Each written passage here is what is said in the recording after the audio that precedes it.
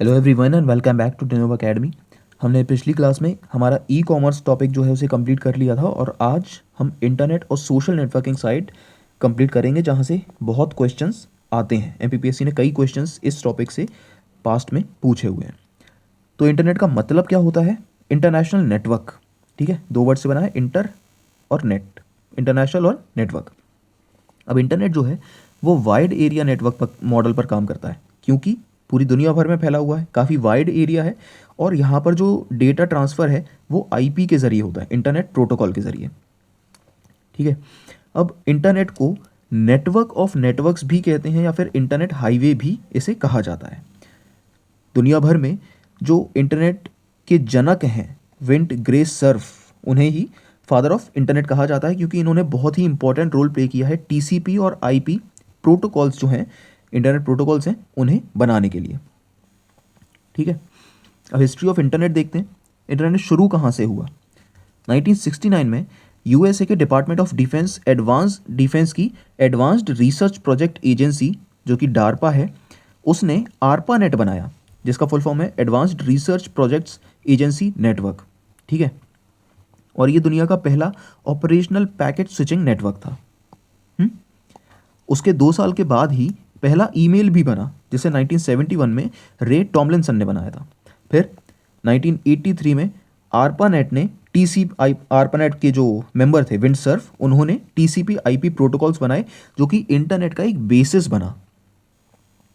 उसके बाद 1989 में टिम बर्नर्स ली ने पहली बेसिकली वर्ल्ड वाइड वेब बनाया।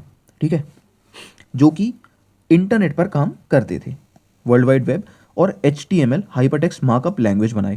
फिर 91 में पहला वेब पेज जो है वो पब्लिक किया गया, और 93 में मोज़ाइक दुनिया का पहला ग्राफिकल वेब ब्राउज़र है। ठीक है, जिसे मार्क एंडरसन ने बनाया था। ये याद रखना बहुत ही इंपॉर्टेंट है ये। ओके, 1993 में सन ने वर्ल्ड वाइड वेब को दुनिया भर के लिए फ्री यूज़ के लिए अवेलेबल किया।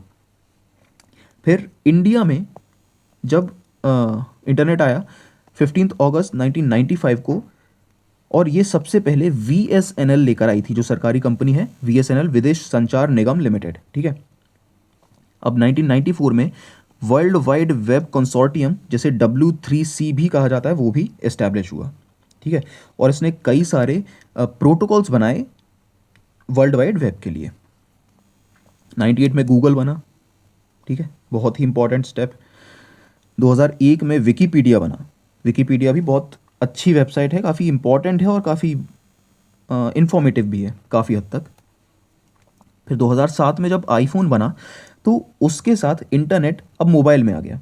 ठीक है, और फिर धीरे धीरे क्रिप्टो करेंसी आई, क्लाउड स्टोरेज आई। क्लाउड स्टोरेज बहुत इंपॉर्टेंट है आज के समय में। फिर 2015 में IoT आया। IoT भी हम इसी क्लास में पढ़ेंगे, बहुत इंपॉर्टेंट टॉपिक है। और उसके बाद 2020 तक जो 5G नेटवर्क्स आए और आर्टिफिशियल इंटेलिजेंस आया, इसकी वजह से इंटरनेट एक अलग ही मोड़ दे चुका है आज। ठीक है, हम हर चीज़ में इंटरनेट का यूज़ कर रहे हैं, है ना। हमारी जो भी एक पर्सनल नेटवर्क हमने क्रिएट कर लिया, हमारा फ़ोन, हमारा लैपटॉप, हमारे घर में जो रोबोट हैं वो सभी, और ये सभी मिलकर ही बनाते हैं IoT, इंटरनेट ऑफ थिंग्स। ठीक है, अब इंटरनेट कनेक्शंस कितने तरीके के होते हैं?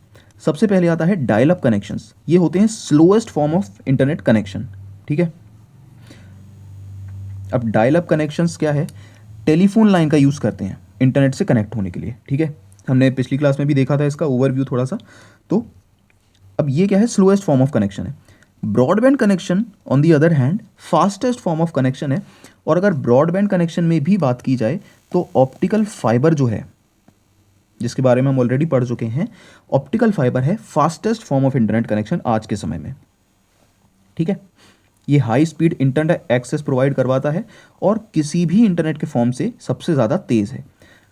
अब इसमें जो है डिजिटल सब्सक्राइबर लाइन आते हैं, जो कि लोकल टेलीफोन नेटवर्क पर ही काम करते हैं। फिर आते हैं केबल मॉडेम, जिसमें कोएक्सियल केबल्स और ऑप्टिकल फाइबर केबल्स ये सभी यूज़ की जाती हैं इंटरनेट के लिए। और ब्रॉडबैंड ओवर पावर लाइन है, BPL भी इसे कह सकते हैं।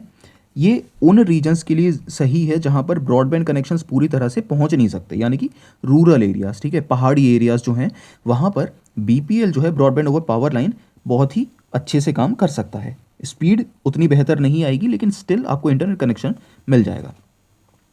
उसके बाद आता है वायरलेस कनेक्शन। वायरलेस हम ऑलरेडी इतना सब देख चुके हैं, वाईफाई के ज़रिए, ठीक है। हमारा जो ISP है, इंटरनेट सर्विस प्रोवाइडर है, उसमें राउटर, मॉडेम, ये सब यूज़ करके वाईफाई के ज़रिए हम इंटरनेट एक्सेस कर सकते हैं। अब वाई मैक्स यानी कि माइक्रोवेव्स के ज़रिए इंटरनेट। फिर मोबाइल वायरलेस ब्रॉडबैंड सर्विसेज जो हम अपने फ़ोन्स में यूज़ करते हैं, 4G 5G 3G networks. Light Fidelity, light के ज़रिए, ठीक है। ये सब हम पिछली क्लासेस में देख चुके हैं, और आप चाहें तो PDF से एक और बार उसे पढ़ सकते हैं, ठीक है। अब कुछ टर्म्स हैं। इंट्रानेट यानी कि एक ऑर्गेनाइजेशन के अंदर जो प्राइवेट नेटवर्क चल रहा है वो है इंट्रानेट, ठीक है। अब एक्स्ट्रानेट किसी ऑर्गेनाइजेशन को जब अपनी इंफॉर्मेशन, बिजनेस इंफॉर्मेशन शेयर करनी होती है तो वो एक्स्ट्रानेट के ज़रिए करता है, ठीक है। सिक्योरली शेयर करते हैं इस इंफॉर्मेशन को, तब एक्स्ट्रानेट इसे कहा जाता है। दोनों ही प्राइवेट नेटवर्क्स हैं, ठीक है।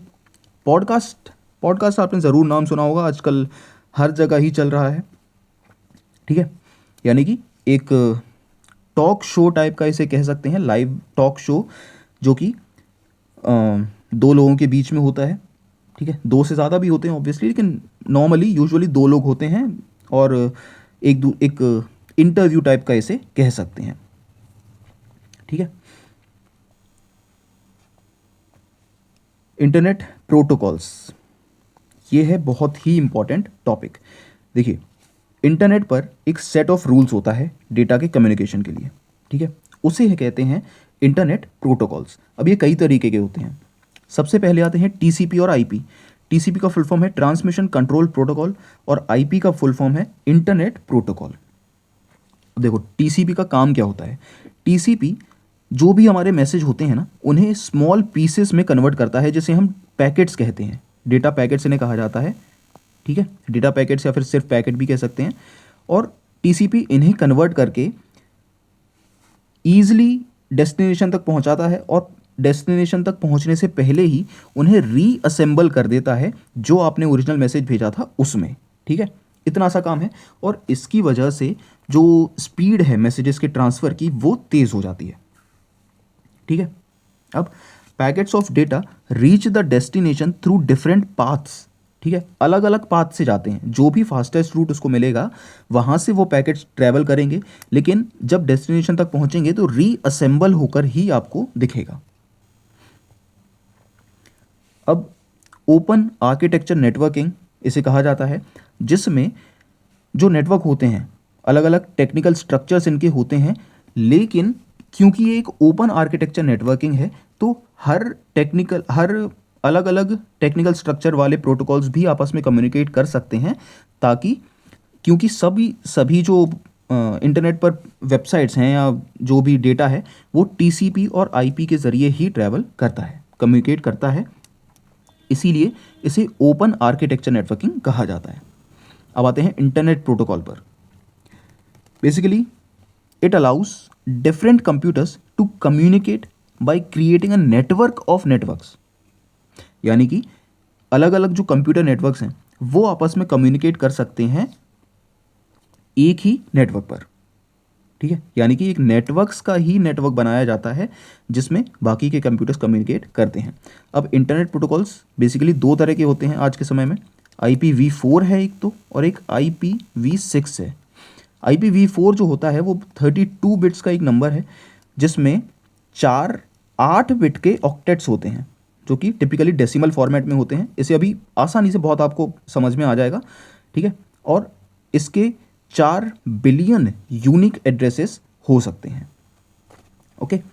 अब ये कुछ और प्रोटोकॉल्स हैं जो बहुत ईजी हैं। फाइल ट्रांसफ़र प्रोटोकॉल, यानी कि फाइल्स को ट्रांसफ़र करने के लिए एक दूसरे कंप्यूटर्स में, ठीक है। आप जो भी फाइल्स ट्रांसफ़र कर रहे हैं वो FTP के ज़रिए होती है, फाइल ट्रांसफ़र प्रोटोकॉल।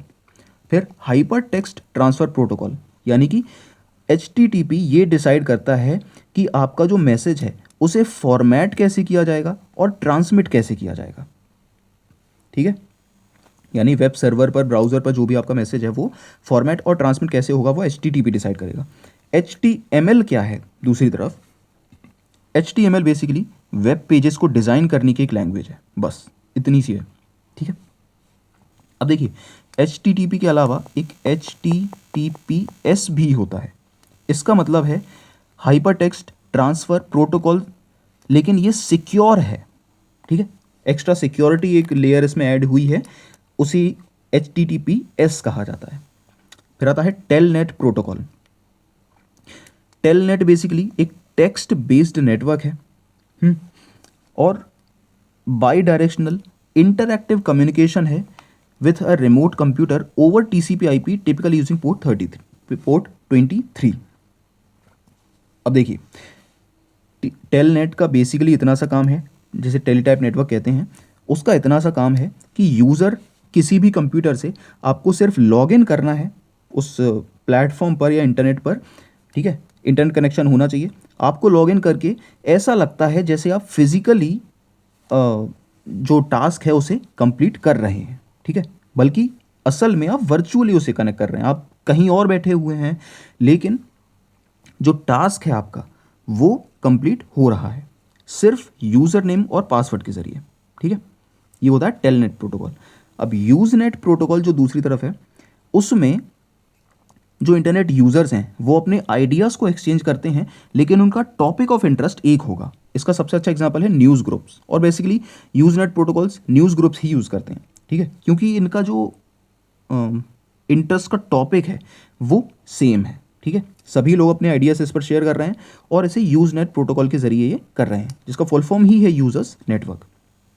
अब ये जो है, क्योंकि यूज़नेट एक सर्वर यूज़ नहीं कर रहा, ठीक है, एक सेंट्रल सर्वर इनका नहीं होता, इसीलिए ये P2P यानी कि हमने पिछली क्लास में पढ़ा था पीयर टू पीयर नेटवर्क पर काम करते हैं। पीयर टू पीयर यानी कि जो मैसेज आप भेज रहे हैं वो बिना सर्वर के ही उस प्लेटफॉर्म पर जाएगा या फिर किसी दूसरे यूज़र तक जाएगा, ठीक है। इसे कहते हैं यूज़नेट प्रोटोकॉल। अब क्योंकि ये P2P मॉडल पर काम करता है तो मैसेजेस इसमें जो है वो NNTP के ज़रिए जाते हैं, जिसका फुल फॉर्म है नेटवर्क न्यूज़ ट्रांसफ़र प्रोटोकॉल। फिर आता है पॉइंट टू पॉइंट प्रोटोकॉल, जो कि दो नोड्स में या फिर दो यूज़र्स में, दो कंप्यूटर्स में कनेक्शन को डायरेक्टली इस्टेब्लिश करता है, ठीक है। Connection between two nodes, direct connection होता है। उसके बाद सिंपल मेल ट्रांसफ़र प्रोटोकॉल, जो ईमेल सर्विसेज के लिए यूज़ किया जाता है। वायरलेस एप्लीकेशन प्रोटोकॉल, अगर आप में से किसी ने बटन वाले फ़ोन्स चलाए हों जिसमें इंटरनेट सर्विसेज थी, तो उसमें जब भी आप देखते होंगे ऊपर की तरफ एक ग्लोब बना होता था, ठीक है, और उसके साथ में ही वैप लिखा होता था, तो वो यही है वैप, वायरलेस एप्लीकेशन प्रोटोकॉल। इसे वेब ब्राउज़र के तौर पर यूज़ किया जाता था छोटे डिवाइसेस में, जो कि सेल फोन्स होते थे, बटन वाले फ़ोन्स जो होते थे उनमें। अब वॉइस ओवर इंटरनेट प्रोटोकॉल यानी कि मल्टीमीडिया कम्युनिकेशन, इंटरनेट पर मल्टीमीडिया कम्युनिकेशन जो है वो वॉइस ओवर इंटरनेट प्रोटोकॉल या फिर वॉइप या फिर VoIP के ज़रिए सक्सेसफुल हो सकता है। अब ये कुछ इंटरनेट प्रोटोकॉल्स हैं। अब देखिए इनमें सबसे इंपॉर्टेंट है कि आप इनके फुल फॉर्म एटलीस्ट याद रखिए, फुल फॉर्म याद रखने ही पड़ेंगे आपको, ठीक है। आसानी से आपको मार्क्स मिल जाएंगे, बहुत ही ईजी हैं, इनमें कुछ मुश्किल नहीं है। जैसे कि FTP फाइल ट्रांसफ़र प्रोटोकॉल, काम क्या है, फाइल्स को ट्रांसफ़र करना बस। TCP/IP ट्रांसमिशन कंट्रोल प्रोटोकॉल और इंटरनेट प्रोटोकॉल, काम क्या है, डेटा को स्मॉल पैकेट्स में कन्वर्ट करना, ठीक है, और जब डेस्टिनेशन तक पहुँचे तो उसे रीसेंबल कर देना, ख़त्म, इतना सा काम है, ठीक है। SMTP मेल ट्रांसफ़र प्रोटोकॉल है, ईमेल सेंड करने के लिए यूज़ किया जाता है। उसके बाद POP3, UDP, SSH, telnet, SSL, TLS, ठीक है, USSD, गॉफर, ये सभी जो हैं वो इंटरनेट प्रोटोकॉल्स ही हैं और इनके बस आपको फुल फॉर्म याद रखने हैं। हो सके वैसे आपके लिए ही बेहतर रहेगा अगर आप इसके फंक्शंस को भी याद रख लें। टेलनेट का सबसे अच्छा तरीका है याद रखने का, रिमोट डिवाइस अगर है तो टेलनेट प्रोटोकॉल का यूज़ किया जाएगा बस, ठीक है। अब आते हैं IP एड्रेस पर।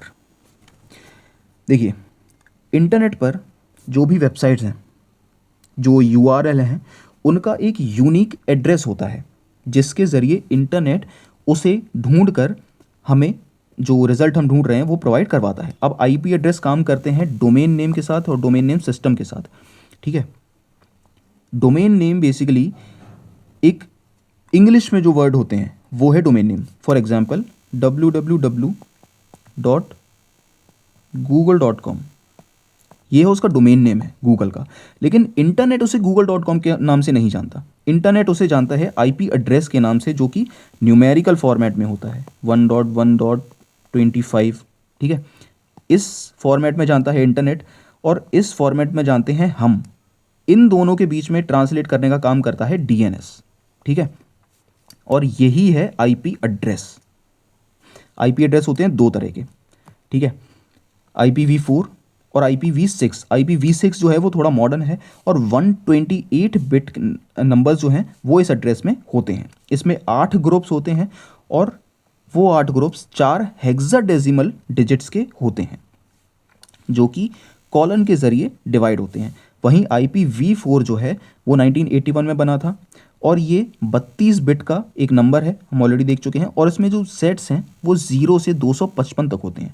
अब यहाँ ध्यान देने वाली बात ये है, एग्ज़ाम में अगर आपसे पूछा जाएगा which of the following is a valid IP address, तो उसमें हो सकता है जो बाकी के 3 जो गलत हों, उनमें जो नंबर है वो 255 से ज़्यादा हो, या फिर मान लीजिए 292 है, या 280 है, 298 है, 280 है, ये है।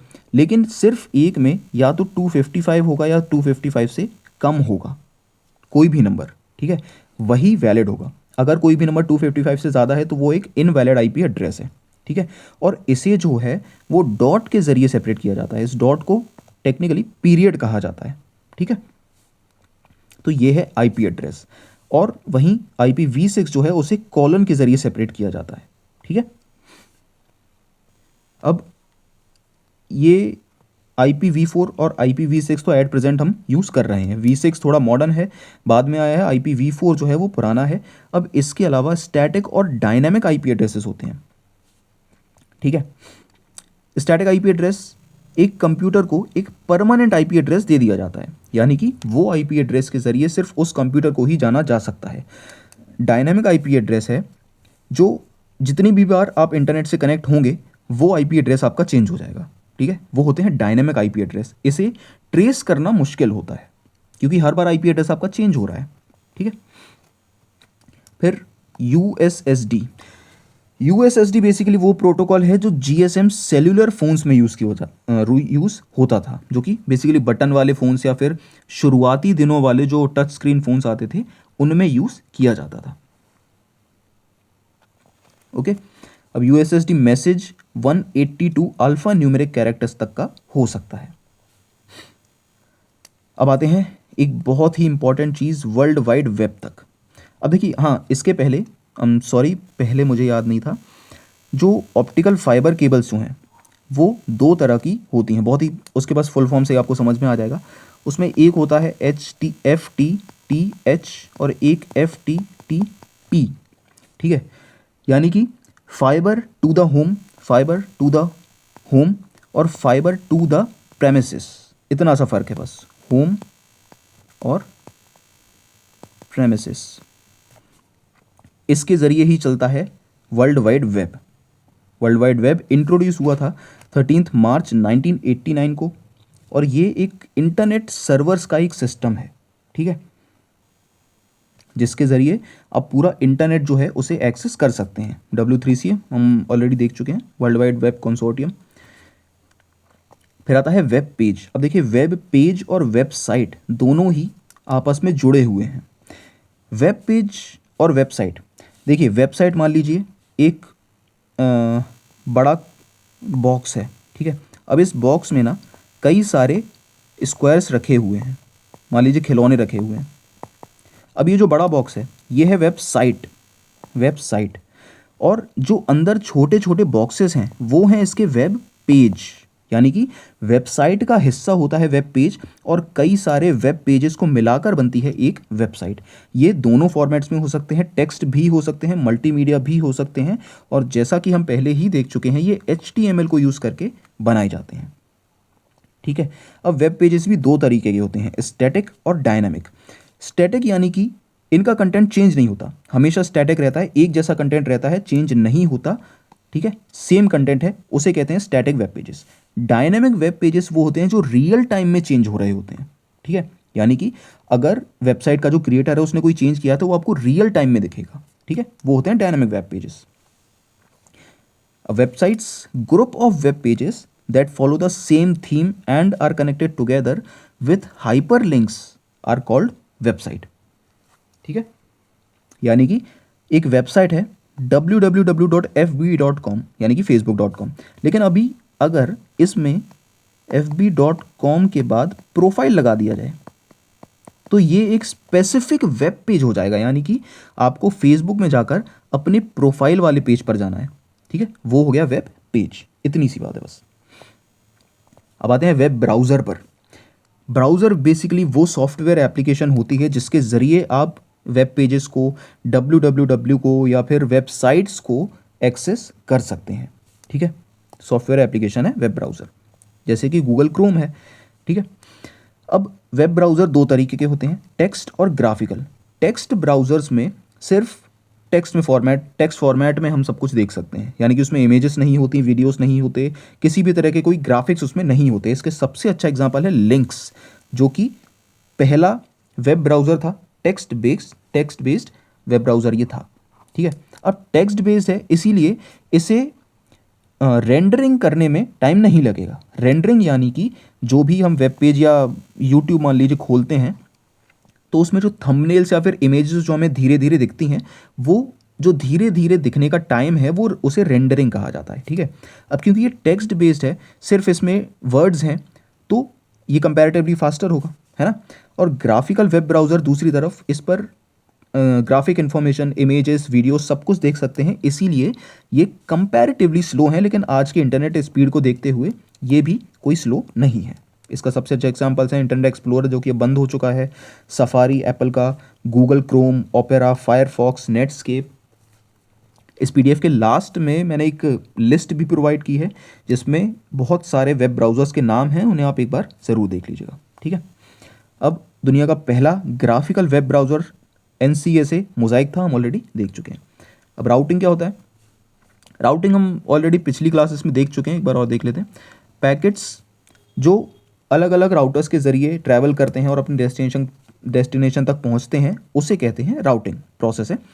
डेटा रिस्पॉन्स यानी कि at the destination device packets are combined to form the original data, वो है डेटा रिस्पॉन्स। रेंडरिंग ऑलरेडी देख चुके हैं, जो भी हमारा डेटा धीरे धीरे जो हमें शो होता है उसे रेंडरिंग कहा जाता है। इसे आप आमतौर पर लोडिंग भी कह सकते हैं, ठीक है ना। हम इंटरनेट पर जो भी वो घूमता है जो, उसे रेंडरिंग या फिर लोडिंग कह सकते हैं। अब ये है हिस्ट्री इंटरनेट जो वेब ब्राउज़र्स हैं उनके डेवलपमेंट की, जिसमें सबसे पहले लिंक्स वेब ब्राउज़र बना था, टेक्स्ट बेस्ड था, कोई ग्राफिक कंटेंट नहीं था। पहला ग्राफिक बेस्ड जो वेब ब्राउज़र था वो था मोज़ाइक, 1993 में बना। फिर 94 में नेटस्केप का नेविगेटर बना जिसने मोज़ाइक को रिप्लेस किया। फिर 93 में माइक्रोसॉफ्ट का इंटरनेट एक्सप्लोरर आया। फिर 96 में ओपेरा आपने ज़रूर अपने फ़ोन्स में यूज़ किया होगा। उसके बाद 2003 में सफारी ब्राउज़र एप्पल का, 2004 में मोज़िला फायरफॉक्स और 2008 में गूगल क्रोम आया। ठीक है, उसके बाद 2015 में माइक्रोसॉफ्ट का एज ब्राउज़र आया और फिर फुल डिव ब्राउज़र जो कि दुनिया का पहला सोशल ब्राउज़र है, इसका नाम भी ज़रूर याद रखना, फुल डाइव ब्राउज़र। अब आते हैं वेब सर्वर पर।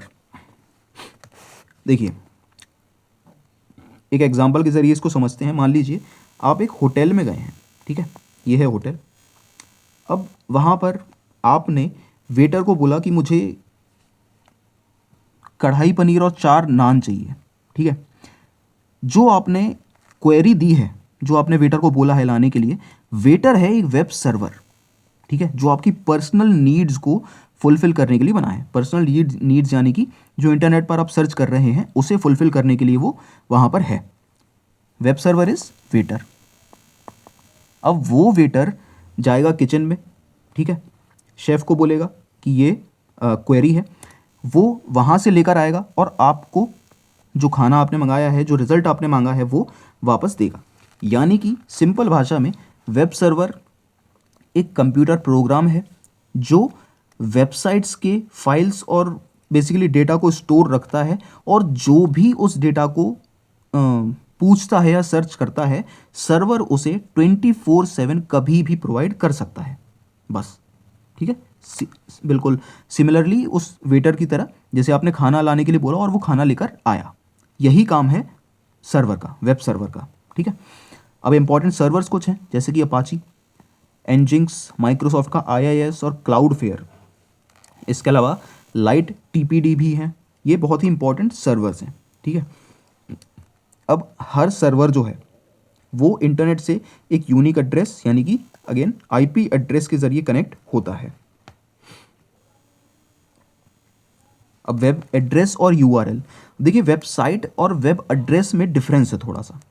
वेबसाइट बेसिकली मान लीजिए google.com है, ठीक है, इसमें अभी कोई प्रोटोकॉल नहीं है, ये एक सिंपल वेबसाइट है। लेकिन जब वो वेब एड्रेस या फिर URL बन जाता है, जिसका फुल फॉर्म है यूनिफॉर्म रिसोर्स लोकेटर, तब उसमें एक प्रोटोकॉल भी ऐड होता है जो कि HTTP है। ठीक है, अब जैसे ये वेबसाइट है HTTP www.google.com सर्विसेज इंडेक्स। अब इसमें HTTP हो गया प्रोटोकॉल, ठीक है। अब google.com जो है वो उसका डोमेन नेम है, ठीक है। अब इसमें जो .com है ना, इसे कहते हैं TDL, टॉप डोमेन लेवल, या फिर TLD, टॉप लेवल डोमेन, ठीक है। और www जो है इसे कहते हैं सब डोमेन। और ये जो है services.index.htm, ये आपका एब्सोल्यूट पाथ है, मतलब कि आपको यहाँ पर जाना है, ठीक है। अब पहला URL जो है वो टिम बर्नर्स-ली ने बनाया था 1991 में, जो हाइपर लिंक्स को वर्ल्ड वाइड वेब पर पब्लिश करने के लिए बनाया गया था। अब वेब एड्रेस जो है वो वेबसाइट और वेब पेजेस वेब एड्रेस के जरिए ही एक्सेस किए जा सकते हैं। अब आते हैं डोमेन नेम पर, बहुत इंपॉर्टेंट, बहुत ही इजी सी बात है। हर वेबसाइट जो है इंटरनेट के ऊपर वो नंबर्स के फॉर्म में स्टोर है, ये है नंबर्स, ठीक है, 142 250 80 46, ठीक है, जो डिवाइड होती हैं डॉट के जरिए, जैसे पीरियड कहा जाता है। हम इंसान जो हैं वो हर वेबसाइट का नंबर जो है वो याद नहीं रख सकते, पॉसिबल ही नहीं है ये। हज़ारों वेबसाइट्स हैं, हम हज़ारों वेबसाइट्स के IP एड्रेसेस को याद नहीं रख सकते, ये उसका IP एड्रेस है। लेकिन हम उसे उस भाषा में याद रख सकते हैं जो हम पढ़ रहे हैं, यानी कि इंग्लिश या फिर हिंदी में। और google.com हम याद रख सकते हैं, ईजी है, उसमें कुछ है ही नहीं, है ना, सर्च करना है सिर्फ। हम टाइप करते हैं google.com, लेकिन डोमेन नेम सिस्टम जो है वो इंटरनेट की फ़ोन बुक की तरह पर काम करता है। वो इस google.com को ढूंढता है उसका IP एड्रेस, और उस IP एड्रेस को ही वो सर्च करता है, लेकिन हमें वो दिखता है गूगल के ज़रिए, यानी कि जो भी हमने उससे रिज़ल्ट मांगा है वो। अब ध्यान देने वाली बात यह है कि हर वेबसाइट जो है उसका डोमेन नेम यूनिक होता है, यानी कि कंफ्यूजिंग नहीं हो सकता। गूगल नाम की दो वेबसाइट्स नहीं बन सकती, है ना, अगर होंगी तो वो एक ही बेसिकली एक ही ओनर होगा उसका, गूगल ही उसका ओनर होगा, लेकिन उसका जो वेब पेज है वो डिफरेंट हो सकता है, ठीक है। तो डोमेन नेम सबका यूनिक ही होना चाहिए, सिमिलर हो ही नहीं सकता। और इनके जो पार्ट्स होते हैं उन्हें .com यानी कि पीरियड से सेपरेट किया जाता है। Domain name system basically translate करता है डोमेन नेम को IP एड्रेस में, यानी कि वो google.com को एक नंबर दे देता है, बस ये काम है DNS का, ठीक है। IPv6 और IPv4 ये दो तरीके के एट प्रेजेंट हम जो इंटरनेट प्रोटोकॉल हैं उन्हें यूज़ करते हैं।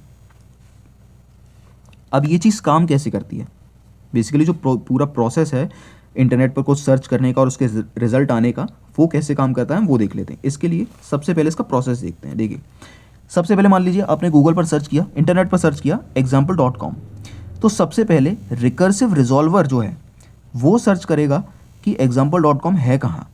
वो जाएगा रूट सर्वर के पास, रूट सर्वर बोलेगा कि .com किसके पास है, वो बोलेगा, रूट सर्वर कहेगा कि TLD के पास, टॉप लेवल डोमेन के पास, क्योंकि ये एक सर्वर ही है तो .com जो है वो उसके पास होगा।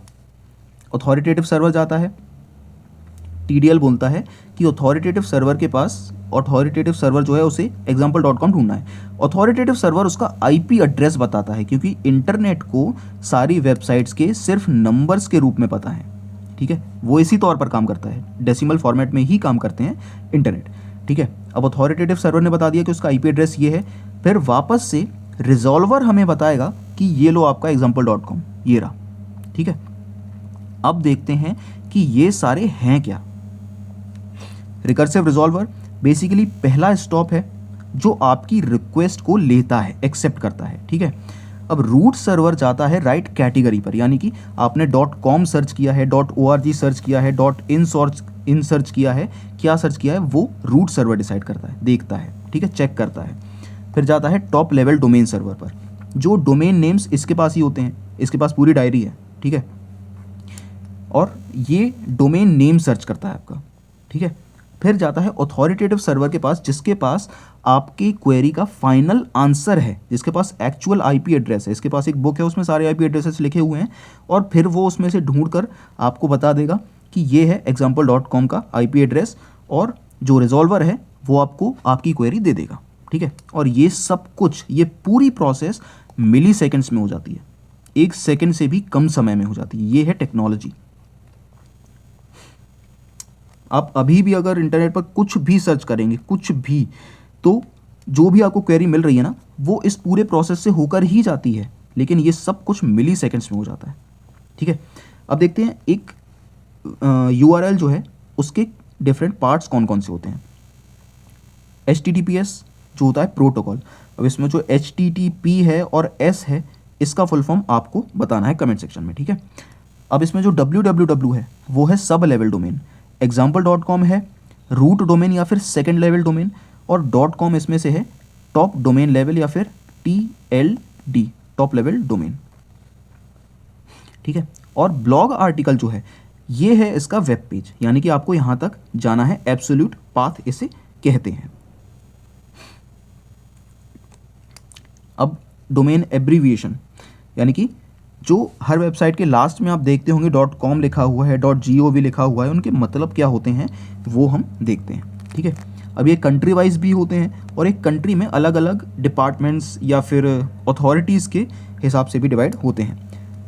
.info यानी कि इंफॉर्मेशनल ऑर्गेनाइजेशन होती है, .com यानी कि कमर्शियल वेबसाइट है, .gov गवर्नमेंट की वेबसाइट है, .edu जो कि ज़्यादातर यूनिवर्सिटीज़ की वेबसाइट में यूज़ की जाती है वो एजुकेशनल वेबसाइट है, MIL मिलिट्री की, .net यानी कि नेटवर्क रिसोर्सेज, ORG यानी कि नॉन प्रॉफिट ऑर्गेनाइजेशन। कंट्रीज़ के हिसाब से IN यानी कि इंडिया, यानी कि जैसे amazon.in, ठीक है।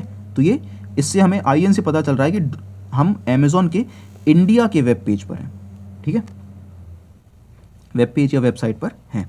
AU यानी कि Australia, FR France, NZ New Zealand, UK United kingdom. तो इस तरह से कंट्री वाइज भी ये डिवाइड होते हैं। अब आते हैं लेयर्स ऑफ वेब पर। देखो वेब की 3 लेयर्स हैं, आसान भाषा में समझते हैं। सरफेस वेब जो टोटल वेब का सिर्फ 4% है। सरफेस वेब में बेसिकली जो भी कुछ स्टोर है वो फ्री है, हर कोई उसे एक्सेस कर सकता है ईजिली, उसमें कोई प्रॉब्लम नहीं है, ठीक है। फिर आता है डीप वेब, जिसे इनविजिबल या फिर हिडन वेब भी कहा जाता है, और ये इलीगल नहीं है लेकिन प्राइवेट है, रिस्ट्रिक्टेड है, इसे हर कोई एक्सेस नहीं कर सकता। इसके लिए लॉगिन आईडी या फिर पासवर्ड की ज़रूरत होती है, या फिर डायरेक्ट URL की ज़रूरत होती है, तभी आप इसे एक्सेस कर सकते हैं। फिर आता है डार्क वेब या फिर डार्क नेट। ये इंटरनेट का वो हिस्सा है जिसे ईजिली एक्सेस नहीं किया जा सकता, और कई बार इसे इलीगल भी कहा जाता है। इसके लिए स्पेशल सॉफ्टवेयर्स यूज़ किए जाते हैं, जैसे कि टॉर ब्राउज़र जो होता है, the onion router browser, I2P, free net, ये सभी यूज़ इसमें किए जाते हैं इसे एक्सेस करने के लिए। अब इलीगल एक्टिविटीज़ को डार्क वेब पर ही कंडक्ट किया जाता है। डार्क वेब आपने शायद पिछले कुछ सालों में नाम ज़रूर सुना हो, काफ़ी पॉपुलर हुआ था।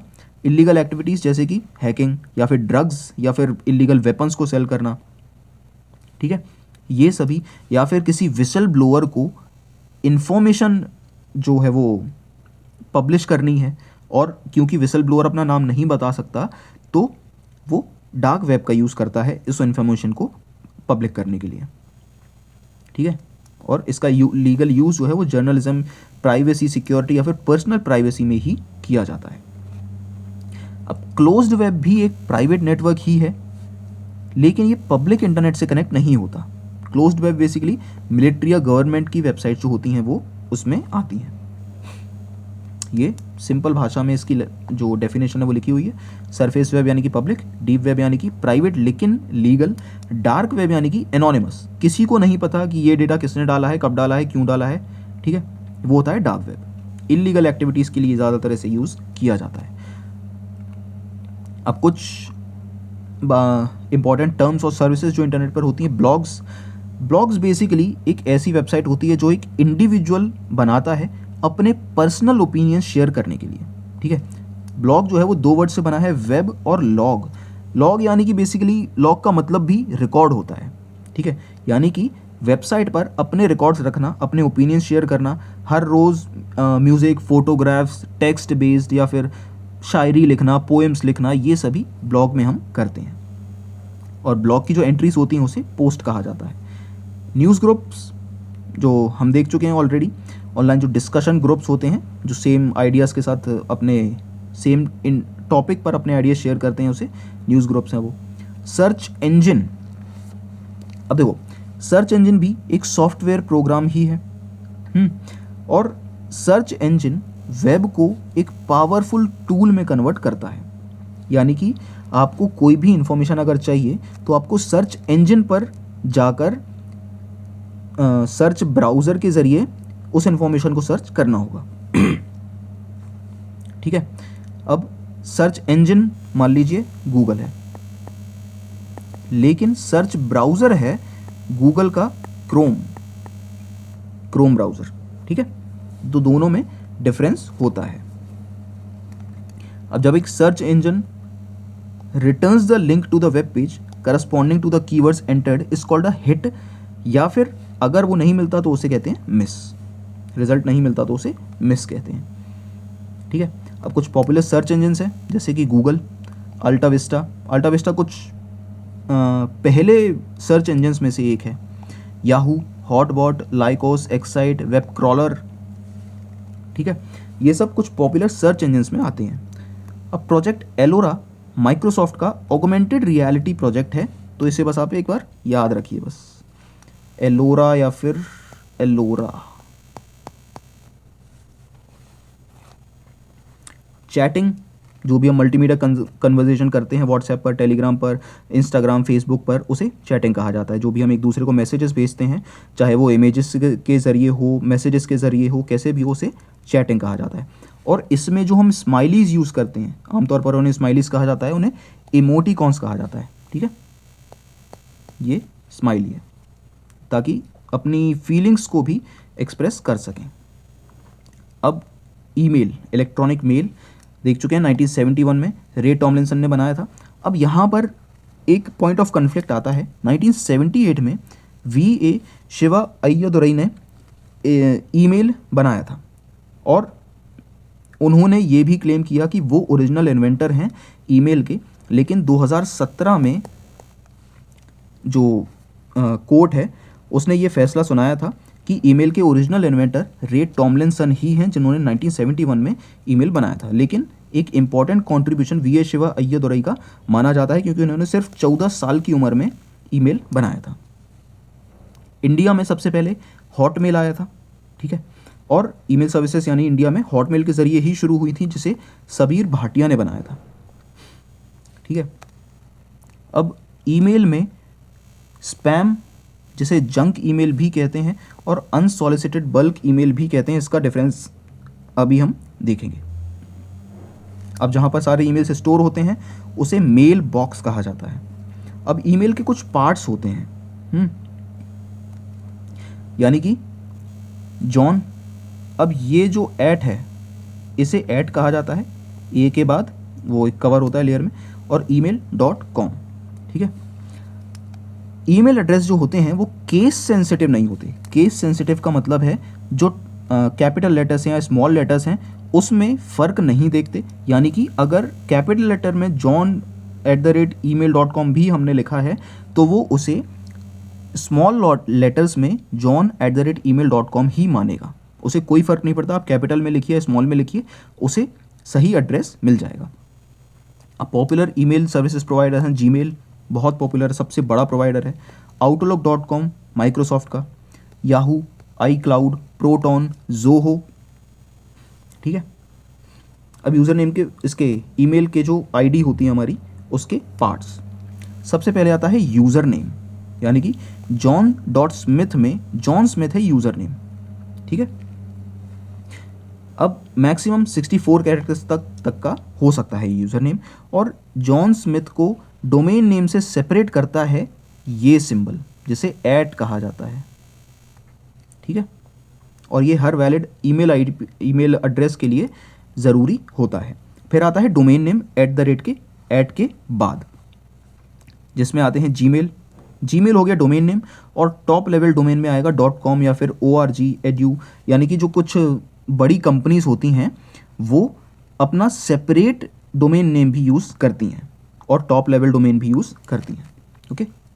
TLD, अब कॉमन TLD.com, कमर्शियल, अगेन वही इनका डिवीज़न है जैसे कि हमने ऊपर देखा था डोमेन नेम्स का। org यानी कि ऑर्गेनाइजेशंस, edu यानी कि educational institutions, gov government, net network services, IO इसमें से अलग है जो जिसका मतलब है टेक कंपनीज।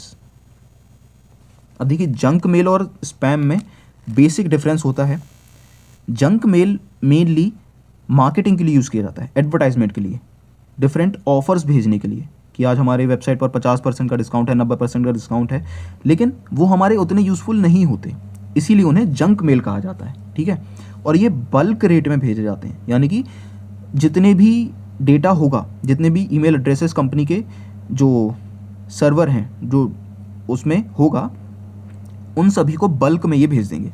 स्पैम दूसरी तरफ डेंजरस भी हो सकते हैं। अगर आपने अपने जीमेल में कभी देखा हो स्पैम फोल्डर में, तो उसमें कई ईमेल्स ऐसे होते हैं जो फॉरेन कंट्रीज से आए हुए होते हैं, और उसमें होता है कि आपको एक सीक्रेट प्रोजेक्ट के लिए चूज़ किया गया है जिसमें आप $50,000 तक कमा सकते हैं, है ना। तो वो डेंजरस है और वो आते हैं स्पैम में, ठीक है। दोनों ही अनवांटेड होते हैं। अब ईमेल में जो CC और BCC होते हैं उसका मतलब है कार्बन कॉपी और blind carbon copy. Carbon copy यानी कि आप किसी और को भी अगर भी ईमेल भेज रहे हैं अपनी टीम या ग्रुप में, तो वो प्राइमरी पर्सन जिसे आप ईमेल भेज रहे हैं उसे भी दिख जाएगा, लेकिन ब्लाइंड कार्बन कॉपी में प्राइमरी पर्सन को ये नहीं पता चलेगा कि आप और किसको ये ईमेल भेज रहे हैं। वीडियो कॉन्फ्रेंसिंग, बेसिकली 3 लोग अगर किसी भी वीडियो कॉल पर जुड़े हुए हैं तो उसे वीडियो कॉन्फ्रेंसिंग कहा जाता है, ठीक है। वीडियो ऑडियो दोनों। ई लर्निंग यानी कि इलेक्ट्रॉनिक लर्निंग, इंटरनेट के ज़रिए पढ़ाई करना, यानी कि जो अभी ये लेक्चर आप देख रहे हैं ये ई लर्निंग ही है, ठीक है। ई बैंकिंग यानी कि बैंक की जो सर्विसेज है उसे इंटरनेट के ज़रिए यूज़ करना, यानी ई KYC इसका सबसे अच्छा एग्जांपल है, ठीक है। और जो आप अपने बैंक स्टेटमेंट्स को डाउनलोड कर सकते हैं वो ई बैंकिंग का ही हिस्सा है। ई शॉपिंग, अब देखिए पिछली क्लास में हमने ई कॉमर्स पढ़ा था, ई शॉपिंग उससे थोड़ा सा अलग है। ई शॉपिंग ई कॉमर्स का ही एक पार्ट है, लेकिन ई शॉपिंग में सिर्फ शॉपिंग होती है। ई कॉमर्स में सिर्फ शॉपिंग नहीं होती, बाकी चीज़ें भी होती हैं, शॉपिंग भी होती है, लेकिन अपना बिजनेस इंटरनेट के ज़रिए एक्सेस करना, बढ़ाना, वो सब कुछ ई कॉमर्स में आता है, ठीक है। ई शॉपिंग की वेबसाइट्स हैं जैसे फ्लिपकार्ट, सिर्फ शॉपिंग के लिए बनी है। होम शॉप 18, एक नापतोल भी है जो कि थोड़ी सी फर्जी वेबसाइट है, ठीक है, जो बताते हैं वो नहीं मंगाते, नहीं भेजते। तो ये ई शॉपिंग के एग्जांपल्स हैं। ई रिजर्वेशन यानी कि अपने टिकट्स को इंटरनेट के ज़रिए बुक करना, ई रिजर्वेशन में आता है। सोशल नेटवर्किंग, लोगों से इंटरनेट पर जुड़ना सोशल नेटवर्किंग है, बस इतनी सी बात है, ठीक है। पर्पस कुछ भी हो आपका, बिजनेस पर्पस से भी, सोशल पर्पस से भी, दोस्त बनाने के लिए या फिर किसी भी पर्पस से आप सोशली जो लोगों से जुड़ रहे हैं इंटरनेट के ज़रिए, उसे सोशल नेटवर्किंग कहा जाता है। ई कॉमर्स डिटेल में हम देख चुके हैं ऑलरेडी। एम कॉमर्स भी देख चुके हैं, मोबाइल कॉमर्स जैसे कहते हैं, और इसे 1997 में केविन डफी ने बनाया था। अब देखिए कुछ इंपॉर्टेंट टर्म्स हैं। क्लस्टर का बेसिक मतलब होता है ग्रुप, ठीक है, इंग्लिश वर्ड है क्लस्टर, उसका मतलब होता है ग्रुप। अब इंटरनेट में क्लस्टर का मतलब होता है ग्रुप ऑफ सर्वर्स जो अपने काम को शेयर करते हैं, और अगर किसी भी सिचुएशन में एक सर्वर फेल हो जाता है तो दूसरा सर्वर उसे बैकअप के लिए तैयार रहता है, ठीक है, ये होता है क्लस्टर। रिच टेक्स्ट फॉर्मेटिंग आपको ईमेल में प्रोवाइड की जाती है, ताकि आप अपने ईमेल में अलग अलग तरीके के जो अपना टेक्स्ट है उसे चेंज कर सकें, उसका फ़ॉन्ट बदल सकें, फ़ॉन्ट साइज़ बदल सकें, उसे बोल्ड कर सकें, इटैलिक कर सकें, कलर बदल सकें। ये सभी कुछ रिच टेक्स्ट फॉर्मेटिंग में होता है ईमेल में, या आपके जीमेल में भी प्रोवाइड किया जाता है। कुकी हम ऑलरेडी देख चुके हैं, जो आपकी वेब एक्टिविटी है, फास्टर वेब सर्विसेज के लिए उसे स्टोर कर लेता है, आपका जो मेन मेमोरी उसे स्टोर कर लेती है, और अगली बार जब आप उस वेब ब्राउज़र को या वेब सर्वर को या वेब पेज को ओपन करें तो वो एक फास्टर एक्सपीरियंस आपको मिले, वो होता है कुकी। बुकमार्क, अब देखिए, मान लीजिए आप एक वेब ब्राउज़र पर गए और आपने एक वेबसाइट खोली। अब आपको पता है कि हो सकता है कि आप इस पूरी वेबसाइट को अभी ना पढ़ पाएँ, जो भी इसमें इंपॉर्टेंट आर्टिकल है, मान लीजिए आप उसे पूरी तरह ना पढ़ पाएँ, इसीलिए, लेकिन आपको लग रहा है कि बाद में हो सकता है आप भूल भी जाएँ, है ना, इसीलिए आपने उसको कर लिया बुकमार्क। बुकमार्क का ज़्यादातर ऐसा एक लेबल होता है और ये आपके वेब ब्राउज़र में सेव हो जाता है, और आप चाहे उसे अपने रैम में से क्लियर कर दीजिए, लेकिन बुकमार्क्स जो हैं वो ब्राउज़र में बने रहते हैं ताकि आप उसे ईजिली बाद में एक्सेस कर सकें। बेसिकली आपका फेवरेट वेब पेज इसे कह सकते हैं। अब आते हैं IoT पर, इंटरनेट ऑफ थिंग्स। देखिए, इंटरनेट ऑफ थिंग्स का सीधा सीधा मतलब है बहुत सारे ऑब्जेक्ट्स हैं। मान लीजिए आपके घर में एक रोबोट है, ठीक है, और आपकी वॉशिंग मशीन है, आपका मोबाइल फ़ोन है, आपका लैपटॉप है,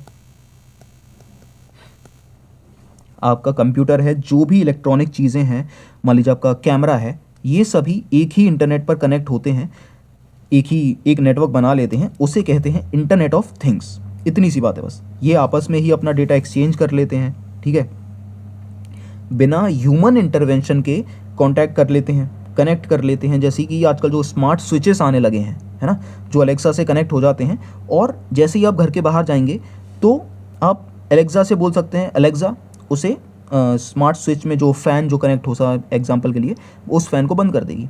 ये सब कुछ IoT में ही आता है, ठीक है। अब इसके की कैरेक्टरिस्टिक्स होते हैं कनेक्टिविटी, यानी कि डिवाइसेस जो हैं वो इंटरनेट के ज़रिए कनेक्ट होते हैं।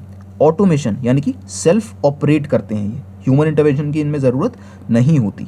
फॉर एग्जांपल जो रोबोट है, जो वैक्यूम क्लीनर की तरह आता है, उसे घर में आप बस एक बार छोड़ दीजिए या फिर स्मार्ट डिवाइस से उसे कनेक्ट कर दीजिए, तो वो अपने आप ही उसे, जो उसमें टाइम सेट होता है, मान लीजिए सुबह 6 बजे का उसमें टाइम सेट है, तो वो 6 बजे ही पूरा वैक्यूम क्लीन कर देगा, साफ़ कर देगा, उसे ह्यूमन इंटरवेंशन की ज़रूरत ही नहीं है। इंटेलिजेंट होते हैं, ठीक है, और इंटेलिजेंट ये बनते हैं सेंसर्स के ज़रिए।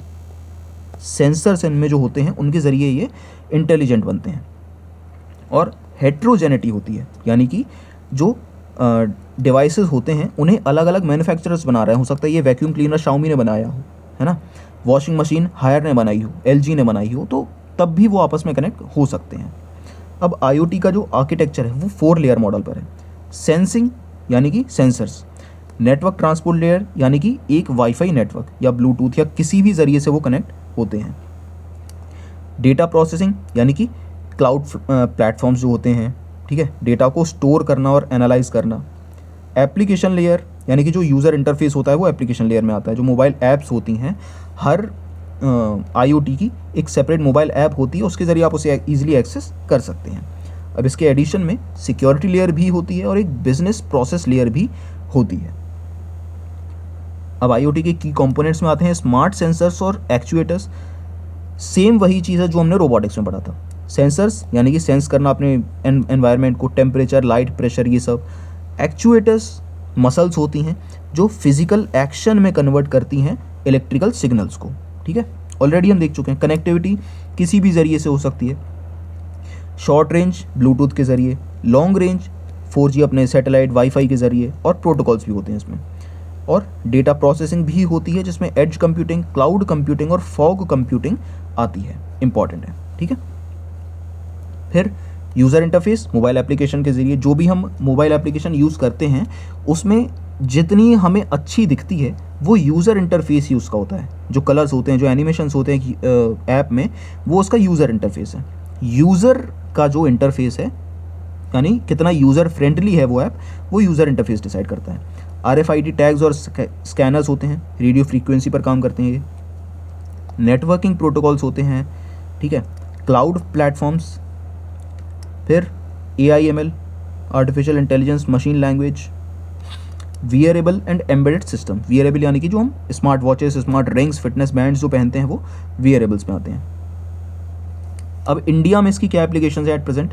स्मार्ट सिटीज़ में इससे बहुत यूज़ किया जा रहा है, ट्रैफिक मैनेजमेंट के लिए, स्मार्ट लाइटिंग के लिए जो ऑटोमेटिकली लाइट्स चल जाती हैं अंधेरा होने पर, वो सब, फ्लड मॉनिटरिंग के लिए, वेस्ट मैनेजमेंट के लिए, ठीक है। एग्रीकल्चर में इसे यूज़ किया जा रहा है ताकि प्रिसीशन फार्मिंग हो सके, है ना। सॉइल मॉइस्चर का पता लगाने के लिए भी सेंसर्स होते हैं जो इरिगेशन को और एफिशिएंट बनाते हैं, यानी कि आपका पानी ज़्यादा वेस्ट भी ना हो लेकिन कम भी ना हो, ठीक है। लाइफ स्टॉक मैनेजमेंट के लिए, यानी जो जानवर आपके खेतों में हैं उन्हें मैनेजमेंट करने के लिए, वेदर फोरकास्टिंग, मौसम कैसा होने वाला है, किस हिसाब से आप अपनी फसल को बो सकते हैं, तैयारी कर सकते हैं, वो सब इसमें आता है। हेल्थ केयर में बहुत इंपॉर्टेंट यूज़ हो रहा है इसका, इंडस्ट्रीज़ में तो ऑलरेडी हो ही रहा है। बाकी एप्लीकेशन हम अपने घरों में करते हैं, लाइटिंग, ऑटोमेटिक लाइट चल जाती हैं अंधेरा होने पर, ठीक है। कनेक्टेड व्हीकल्स, हमारी गाड़ियाँ आजकल इससे कनेक्ट हो रही हैं इंटरनेट से, ठीक है। स्मार्ट कार्स जो आ रही हैं आजकल वो सब इंटरनेट से कनेक्ट होती हैं। Smart grid, retail, inventory management वगैरह के लिए ये सब इसमें होता है। अब इंडिया में government initiatives, again digital India, पहले भी मैंने बताया है, अब भी बताऊंगा, जितनी भी डिजिटल चीज़ें इंडिया में आज हो रही हैं वो सभी गवर्नमेंट की तरफ से, वो सभी डिजिटल इंडिया का ही एक हिस्सा होती हैं, ठीक है। Smart cities mission, make in India, national IoT policy जो कि पहली बार ड्राफ्ट हुई है 2015 में, और आंध्र प्रदेश इंडिया का ऐसा पहला राज्य है।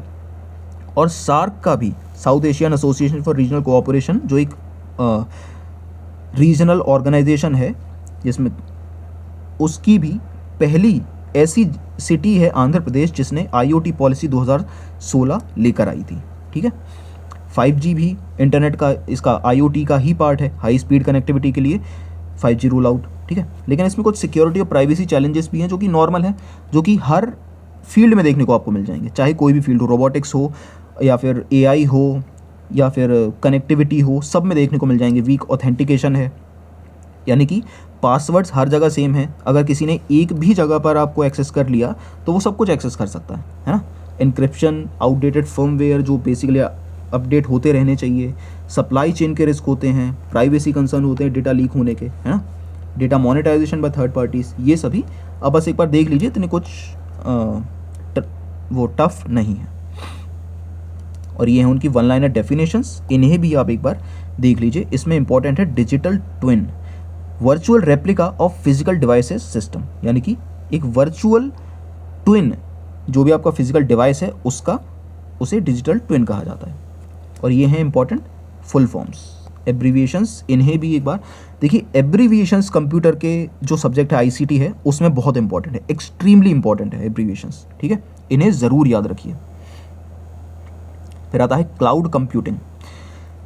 क्लाउड कंप्यूटिंग बेसिकली वो टेक्नोलॉजी है जिसमें data storage, software, services internet के ज़रिए होते हैं, लेकिन ये फिजिकली आपके पास नहीं होते। इसका सबसे अच्छा एग्जांपल आप अपने फ़ोन में देखते होंगे, गूगल फ़ोटोज़ के ज़रिए।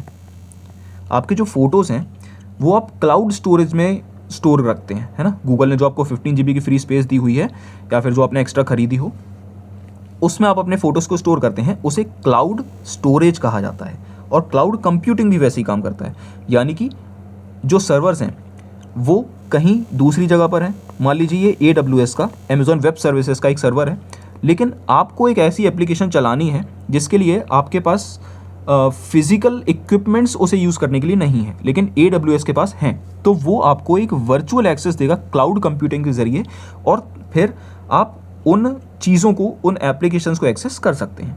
और इसमें आज के समय में सबसे अच्छे चल रहे हैं अमेज़ॉन वेब सर्विसेज और माइक्रोसॉफ्ट का एज्योर, ठीक है। गूगल ड्राइव को हम ऑनलाइन फाइल स्टोरेज के लिए यूज़ करते हैं, उसे हम ऑलरेडी देख चुके हैं। अब इसमें भी कंप्यूटिंग होती है जो सभी के लिए ज़रूरी है, सभी के लिए अवेलेबल है, सॉरी। प्राइवेट क्लाउड कंप्यूटिंग भी होती है जो इंस्टीट्यूशन, ऑर्गेनाइजेशन सेपरेटली अपने यूज़ करते हैं। हाइब्रिड यानी कि दोनों का कॉम्बिनेशन। और कम्युनिटी यानी कि मल्टीपल ऑर्गेनाइजेशन जिनका सिमिलर इंटरेस्ट है वो यूज़ करते हैं, ठीक है। अब इंटरनेट पर एक टर्म है स्पाइडर। स्पाइडर को वेब क्रॉलर भी कहा जाता है, जो इंटरनेट पर जो वेबसाइट्स हैं उन्हें स्कैन करके उनका डेटा स्टोर कर लेता है, ठीक है, और इसे कहते हैं वेब क्रॉलर या फिर बॉट। अब ये एक लिस्ट है मेजर ब्राउज़र्स की, ये है बहुत ही इम्पॉर्टेंट लिस्ट। और क्यों है? क्योंकि पिछले एमपीपीएससी के एग्ज़ाम में एमपीपीएससी ने एक क्वेश्चन पूछा था क्यूरेंटली करके। क्यूरेंटली क्या है? इज़, ए या फिर एन? अब ये नाम आई एम 90% श्योर आपने नहीं सुना होगा पहले कभी, ठीक है, मैंने भी नहीं सुना था ऑब्वियसली, क्योंकि एमपीपीएससी अनसर्टेनिटी के लिए आजकल पिछले कुछ सालों में जानी जा रही है, ठीक है। वो कहीं से भी कोई भी क्वेश्चन आपसे पूछ लेगी कि ये चीज़ क्या है, सोशल मीडिया है या फिर वेब ब्राउज़र है, क्या है। इसीलिए जितने हो सकते हैं उतने नाम आप वेब ब्राउज़र्स के, सोशल मीडिया साइट्स के, सर्वर्स के याद रखिए, ठीक है। और वो मैंने इस लिस्ट में प्रोवाइड किए हुए हैं। ये हैं मेजर वेब ब्राउज़र्स जो दुनिया भर में चलते हैं, जो कि मेजॉरिटी पॉपुलेशन यूज़ करती है, ठीक है। प्राइवेसी पर्पज़ से टॉर ब्राउज़र है, टॉर प्रोजेक्ट, ठीक है। उसके अलावा ये अलग अलग कैटेगराइजेशन है, यांडेक्स ब्राउज़र रशियन है, मोबाइल ब्राउज़र्स हैं, स्पेशलाइज्ड ब्राउज़र्स भी हैं। फिर डिसकंटिन्यूड ब्राउज़र्स में आता है करेंटली, ये जो 2010 में बना था, 10-11 में बना था, और ये एक सर्च इंजन था सोशल मीडिया के लिए। अब डिसकंटिन्यू हो चुका है, लेकिन स्टिल एमपीपीएससी ने इसे पूछा हुआ है।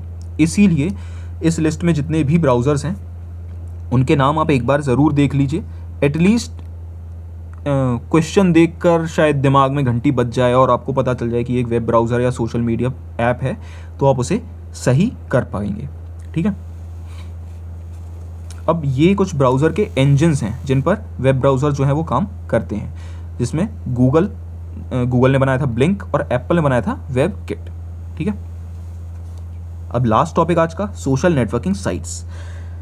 देखिए, सोशल नेटवर्किंग साइट्स ऑलरेडी हम बात कर चुके हैं क्या होती है। जो भी आप इंटरनेट पर सोशली कनेक्ट हो रहे हैं दूसरे लोगों से, फ्रेंडशिप, बिजनेस पर्पज़ से, किसी भी पर्पज़ से, वो सोशल नेटवर्किंग साइट्स के ज़रिए ही आप होते हैं।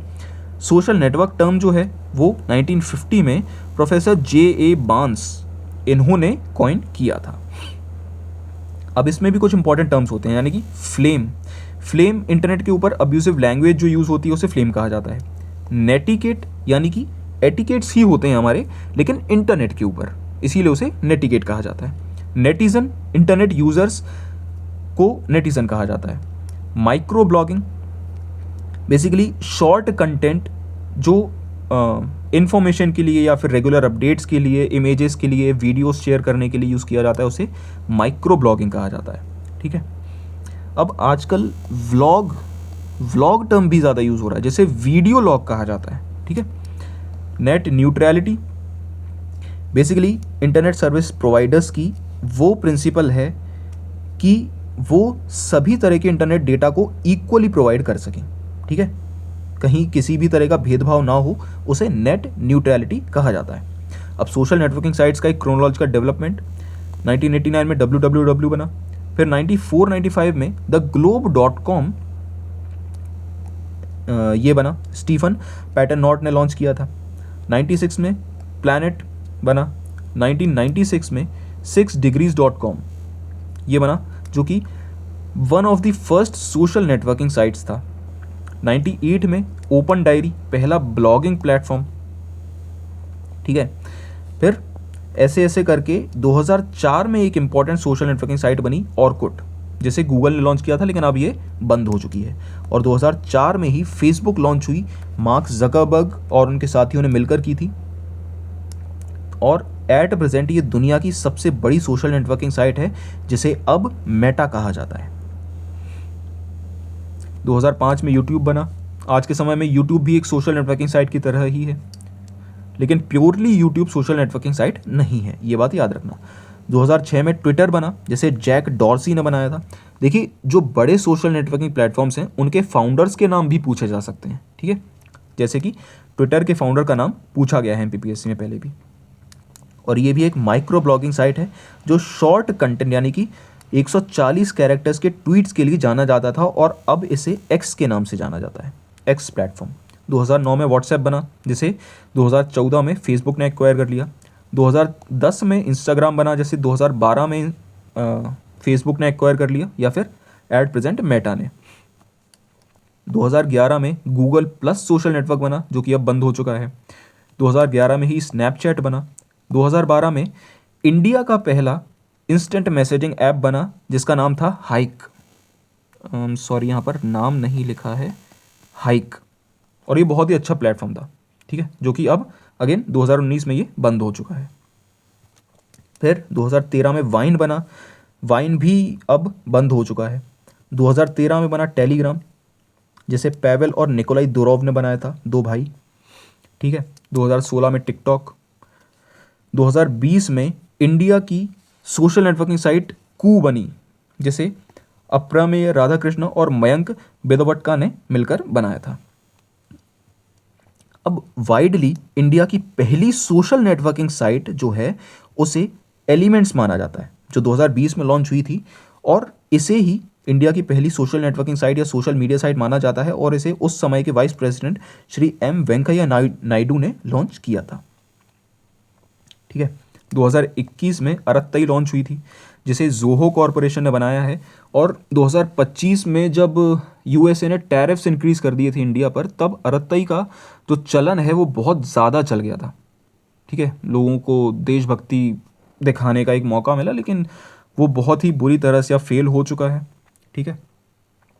क्योंकि एक पूरे डेटाबेस को आप एक सोशल मीडिया, एक इकोसिस्टम से ट्रांसफ़र करके किसी भी दूसरी ऐप पर ले जाइए, मैं ये नहीं कह रहा कि इंडियन पर लेकर जाइए, लेकिन ये पॉसिबल ना के बराबर है, ठीक है। व्हाट्सएप का पूरा डेटा जो है आप सालों से यूज़ कर रहे हैं, जो आपके मैसेजेस हैं, फाइल्स हैं, उन सभी को एक दूसरी ऐप पर लेकर जाना नियर टू इम्पॉसिबल है।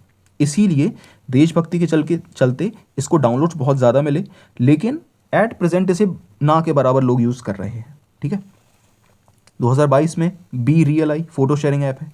2023 में थ्रेड्स माइक्रो ब्लॉगिंग प्लेटफॉर्म आया, जो मेटा ने लॉन्च किया था ट्विटर के कंपटीशन में।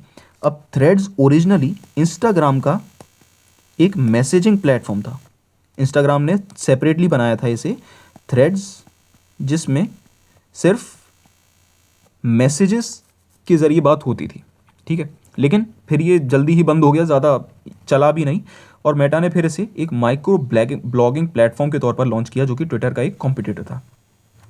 अब ये कुछ नाम हैं मेजर सोशल मीडिया प्लेटफॉर्म्स और उनके फाउंडर्स के और उनके ईयर्स के। इनमें जो भी मेजर सोशल मीडिया साइट्स हैं, उनके आपको एटलीस्ट फाउंडर्स के नाम पता होने चाहिए, जिसमें फेसबुक में मार्क ज़करबर्ग आते हैं, ठीक है। यूट्यूब में चैड हर्ली आते हैं, व्हाट्सएप के ब्रायन एक्टन आते हैं, इंस्टाग्राम में केविन सिस्ट्रॉम आते हैं, ठीक है। लिंक्डइन बिजनेस और प्रोफेशनल्स के लिए यूज़ की जाती है, ये भी क्वेश्चन एमपीपीएससी ने पूछा है, ठीक है। एक्स या ट्विटर, जैसे जैक डॉर्सी ने बनाया था, स्नैपचैट, पिंटरेस्ट, रेडिट, थ्रेड्स, ठीक है। अब ये कैटेगरी वाइज एक लिस्ट है पूरी, बिजनेस की अलग हैं, गेमिंग की अलग हैं। गेमिंग में सबसे बड़ी कम्युनिटी आज के समय में डिस्कॉर्ड ऐप पर है, जो कि अगेन एक सोशल मीडिया ऐप ही है, लेकिन गेमिंग के लिए टारगेट है वो, ठीक है। गेमिंग वर्चुअल वर्ल्ड, जिसमें स्ट्रीमिंग भी, सॉन्ग्स या म्यूजिक स्ट्रीमिंग भी किए जाते हैं, फोर्टनाइट, ठीक है। मैसेजिंग चैट ऐप व्हाट्सएप आती हैं, फेसबुक मैसेंजर, टेलीग्राम, ये सभी इंपॉर्टेंट है इसमें, ठीक है। तो इस लिस्ट को भी आप एक बार ज़रूर पढ़ लीजिए, क्योंकि बहुत ही इम्पॉर्टेंट है ये चीज़, और आप क्योंकि ये चीज़ आप डेली बेसिस पर यूज़ भी कर रहे हैं, तो आसानी से आपको याद भी हो जाएंगे, ठीक है। तो ये थी आज की क्लास। अब हम अगली क्लास में मिलेंगे, जिसमें हम आर्टिफिशियल इंटेलिजेंस और साइबर सिक्योरिटी पढ़ेंगे, ओके। तो मिलते हैं अगली क्लास में, तब तक के लिए गुड बाय।